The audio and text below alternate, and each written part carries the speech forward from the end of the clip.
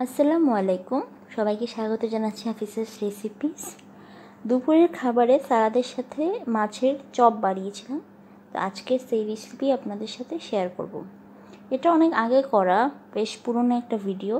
এই মাছের চপটা হচ্ছে অনেকটা ইন্ডিয়ান ইন্সপায়ার্ড, তো এই জন্য হচ্ছে আমি এক টুকরো মাছ নিয়ে নিয়েছি, ওটাকে সিদ্ধ করতে দিয়েছি। এটা সিদ্ধ হয়ে গেছে, এটাতে হচ্ছে লবণ, হলুদ, আদা রসুন বাটা দিয়ে সিদ্ধ করতে দিয়েছি। আর এই আমার সালাদের প্লেট। তো সিদ্ধ করা মাছটা কাটা ছাড়িয়ে হচ্ছে ভালো করে বেছে নিয়েছি। এখন হচ্ছে এটাতে পেঁয়াজ কুচি আর কিছু মশলা যোগ করব।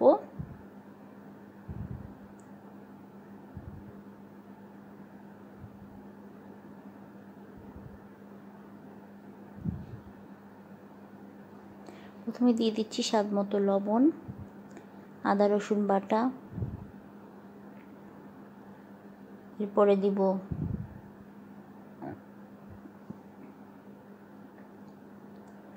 গুঁড়ামরিচ।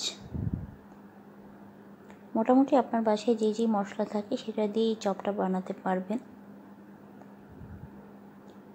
জিরা গুঁড়া আর দিব ধনে গুঁড়া। এখানে ধনে গুঁড়াটা একটু বেশি পরিমাণে দেব, যেহেতু মাছের চপ, যাতে হচ্ছে কোনো রকম স্মেলটা না থাকে, গন্ধ না থাকে।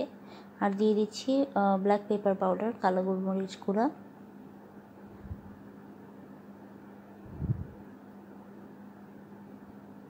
আর একটু লবণ দিয়ে দিলাম।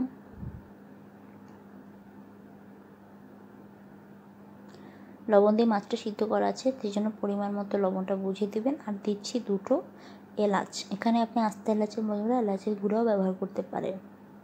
তারপর সব কিছু একবারে ভালো করে মেখে নেব। এলাচটা দেওয়ার কারণে হচ্ছে একটা সুন্দর ফ্লেভার আসবে, এবং হচ্ছে মাছের কাঁচা গন্ধটা হচ্ছে আপনার খাবার সময় নাকে লাগবে না।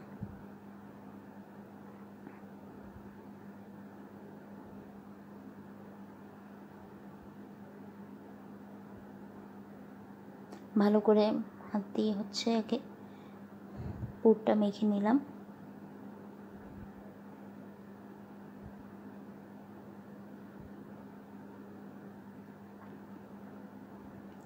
এমনভাবে থাকতে হবে যাতে কোনো দানা না থাকে।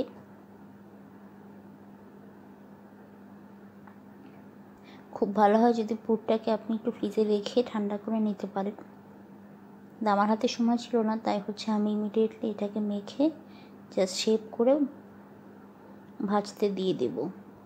আমার যে সালাদ খাওয়ার আগে হচ্ছে মনে হয়েছে যে আমার মাছের চপ খেতে হবে, তো ভাবলাম যে আপনাদের সঙ্গে রেসিপিটা শেয়ার করি। আমি গোল গোল রাউন্ড শেপ দিয়ে হচ্ছে দুটো চপ বানিয়ে নিয়েছি। আপনারা চাইলে লম্বাটে বা ডিম্বাকার চপও বানিয়ে নিতে পারেন।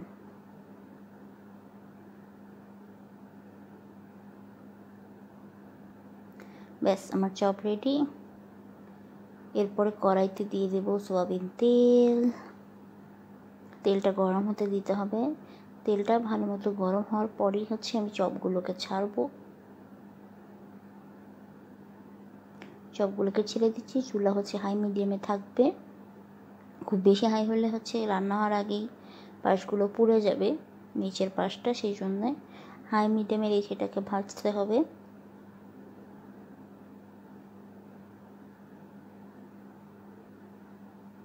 এক পাশ হয়ে গেলে অপর পাশ উল্টে দিতে হবে।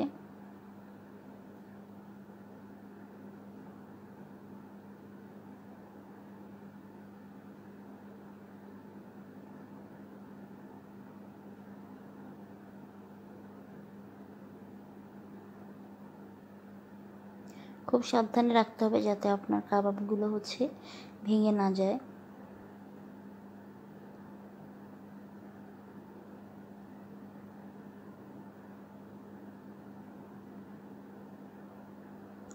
এক পাশ ভাজা হয়ে গেছে, এরপর অপর পাশও ভাজা হয়ে গেছে।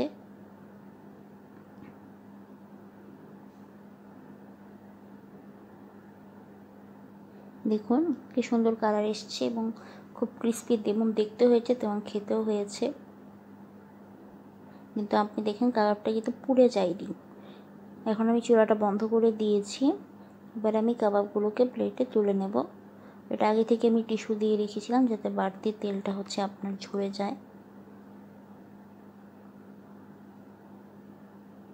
আমি প্যান নিচে স্ট্যান্ড দিয়ে চুলার উপর বসাইনি, তাড়াহুড়ো এমনি বসিয়ে দিয়েছি, তাই প্যানটা নড়ছিল।